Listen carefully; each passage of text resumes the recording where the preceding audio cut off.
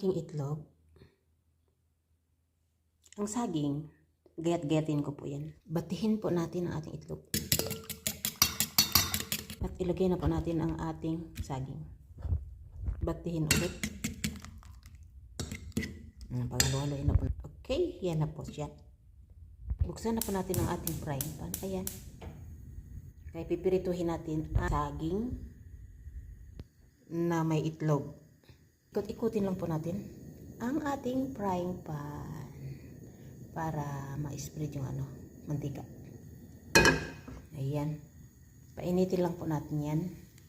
Mainit na po siya, kumukulo-kulo na po. Ibuhos naman natin ang ating saging na may itlog. Ayan. Spread lang po natin ng konti kasi nagpatong-patong siya. Ayan. Pan lang po natin. At balik rin natin. Ayun.